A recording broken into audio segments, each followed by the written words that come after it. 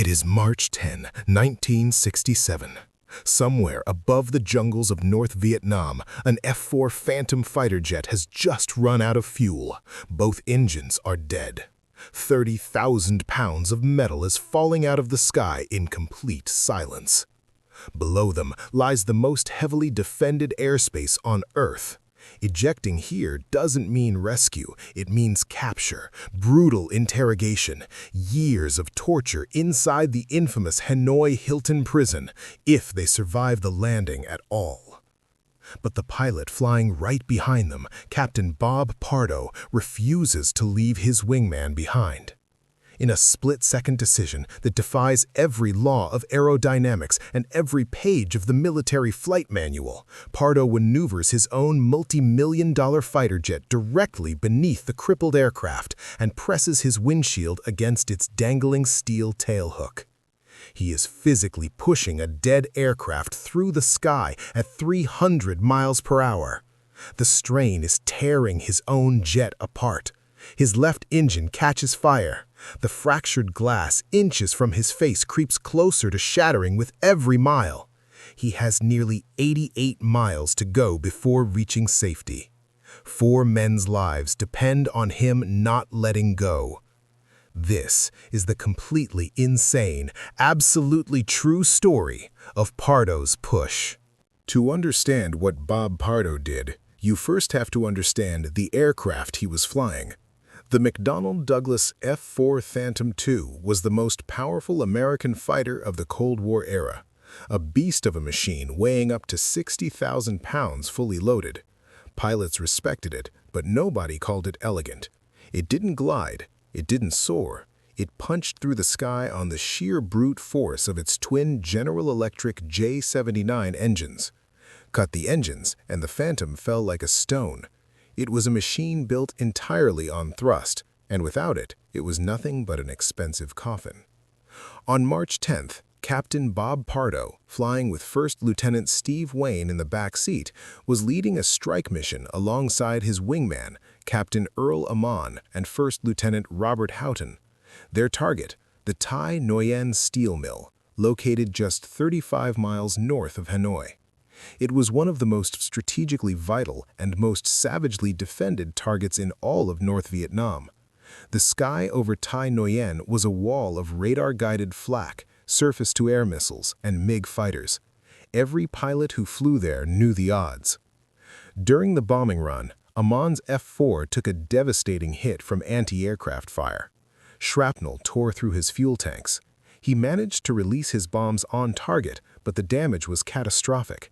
Aviation fuel was streaming out of the bottom of his jet in a continuous white vapor trail, bleeding away every second of flight time he had left. Pardo pulled up alongside him to assess the damage. The math was brutal. Aman didn't have enough fuel to reach the KC-135 refueling tankers waiting across the border in Laos. He didn't even have enough to get close. Minutes later, Aman's engines flamed out completely. No fire, no explosion. Just silence. The Phantom became a 30,000-pound glider with the aerodynamics of a brick, dropping toward the North Vietnamese jungle at 3,000 feet per minute. Standard protocol was clear: eject immediately, take your chances on the ground. But Pardo knew exactly what waited below: enemy troops, capture, the Hanoi Hilton. He had just fought through one of the most dangerous missions in the war alongside these men. He was not going to fly away and leave them to that fate. How can you fly off and leave a guy you just fought a war with? Pardo would later say. So he didn't. Pardo's first instinct was to try something. Anything. He maneuvered his Phantom underneath Aman's jet and attempted to physically push it forward using the nose of his aircraft. But the aerodynamics were violent. The turbulence between two jets flying this close was savage, and the contact was hopelessly unstable. The aircraft bucked and shuddered. He needed a contact point he could actually hold. Then Pardo noticed it.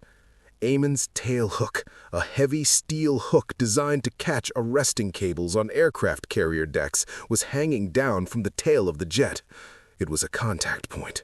An imperfect, insane, never been tested in the history of aviation contact point, but it was something. Pardo made his decision. He radioed Aman to lower the hook fully and hold the aircraft as steady as possible. Then he eased his Phantom forward until his windshield made contact with the steel hook.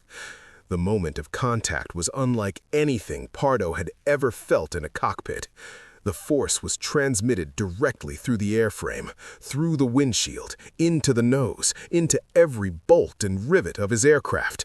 He pushed the throttle forward, fighting to maintain altitude while simultaneously keeping contact with a jet that was constantly shifting, vibrating, threatening to break loose. In the backseat, First Lieutenant Steve Wayne watched the windshield fracture and said nothing. There was nothing to say. The push was working, barely.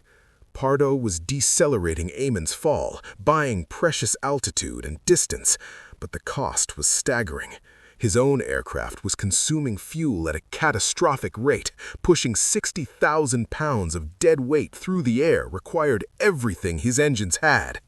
The distance crawled by. 5 miles, 10 miles, each mile a negotiation between Pardo's willpower and the laws of physics. And then his left engine caught fire. A fire in a jet engine is not an emergency, it is a countdown. Pardo shut down the burning engine and continued pushing on a single engine alone. His aircraft, now asymmetric, wanted to yaw and roll. He fought it with every input, constant corrections, hands and feet moving ceaselessly to keep the nose pressed against that hook. 40 miles to the border, then 30. The altimeter was unwinding steadily. They were losing the battle against gravity, but they were winning the battle against the map. The plan, from the very beginning, was never to land the aircraft. It was simply to get Aman and Houghton far enough from North Vietnam that when they ejected, rescue helicopters could actually reach them. Every mile Pardo pushed them was a mile further from enemy hands. Every foot of altitude he preserved was another second before the ejection seats became their only option. After nearly 20 minutes of the push, covering approximately 88 miles of sky, the decision window finally closed. They had crossed into Laos. They were as far from North Vietnam as Pardo's dying jet was ever going to take them. At around 6,000 feet, Aman gave the order. He and Houghton pulled their ejection handles. The canopies blew. 2 seats rocketed upward into the cold sky. 2 parachutes blossomed above the Laotian jungle. Seconds later, with his single remaining engine failing and his fuel critically exhausted, Pardo and Wayne had no choice but to follow. They ejected. All 4 men came down in Laos. All 4 men were recovered by rescue helicopters. Not one of them was captured. Not one of them saw the inside of the Hanoi Hilton. Bob Pardo had carried them home. Here is where the story takes a turn that the Air Force would prefer you didn't know about. Bob Pardo had just performed one of the most extraordinary feats of airmanship in the history of military aviation. He had saved 4 lives through sheer refusal to accept the outcome the laws of physics had written for them. And the United States Air Force's initial response was to consider charging him under the Uniform Code of Military Justice. The logic, if you can call it that, was simple. Pardo had lost 2 aircraft. 2 multi-million-dollar F-4 Phantoms were gone. In the cold arithmetic of military bureaucracy, that looked like negligence. That looked like a pilot who had made reckless decisions that cost the Air Force hardware. The fact that those decisions had saved 4 human lives was apparently a secondary consideration. Pardo faced the very real possibility of career-ending punishment for the act that should have made him a legend. The man who saved Bob Pardo from that fate was Colonel Robin Olds, the most famous fighter pilot of the Vietnam War, a legendary ace who had no patience for bureaucratic cowardice.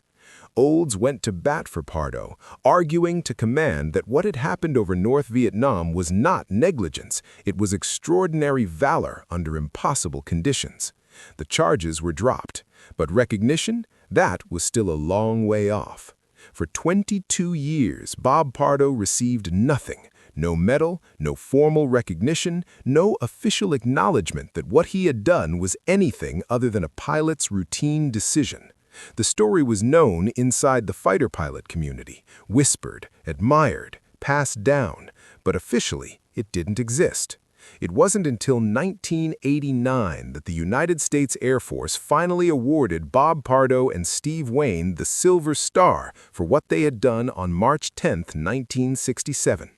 22 years after the fact. Pardo was 52 years old.